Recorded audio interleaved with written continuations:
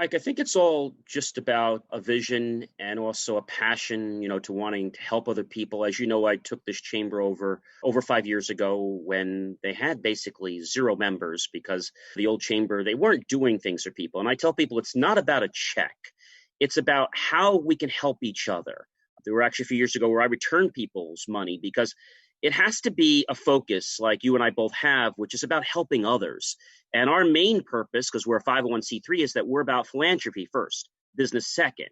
And we do help a lot of people. So I think people are starting to see that. The events we're putting together, like the online Franklin Lakes Chamber Cocktails and Connections event, which is a nationwide event. Now we just launched our Franklin Lakes Getting Back to Business, where we invite local, let's say, people from Senate, and other dignitaries to come and speak to us. I just talked to one of the local freeholders, James Tedesco from Bergen County, and he's going to be speaking for us soon. So I think it's all about making these connections.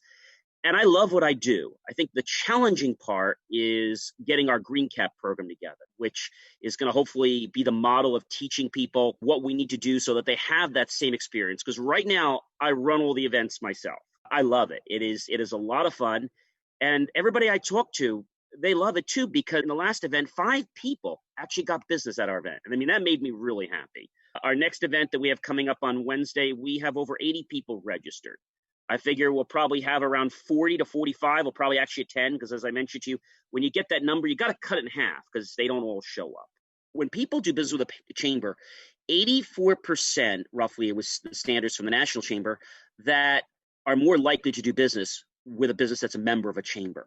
And I think doing things local is all what it's about. I'm a first responder in town, and I think it's about helping the community, but not just saying you're going to help, actually doing something. And a lot of people I get, you've probably been in chambers and been around for many years doing this longer than I have. They come in, but they want their name known, but they don't want to give anything. They don't want to be part of a food drive. They just want to know where they can put their name. And I'm like, that's not what we're about. We're about helping each other. When I met with somebody the other day and he says, John, we're all in this on our own and we're each in our own boat and let's all swim on our own. I said, well, that's not the attitude we need to have. We need to help each other. We need to realize that we're in a collective society and there's so much we can do for each other. And this energy that I have, it's a passion I have. Some people say to me, you're crazy. I'm like, no, but I love helping people.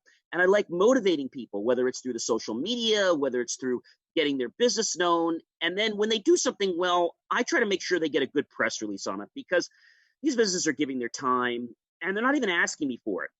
I find that in the chamber where I first started and where we're going now, people are seeing that we're making a difference. And I'm trying to find more ways that we can give back to our community, which we're already doing now. My church that I belong to burned down last Thanksgiving. So we've been having church in a local school right there. And what I want to do is I'd like to give a few $1,000s to our church. But again, being the president of the chamber, we still have to have a board. The board has to approve it.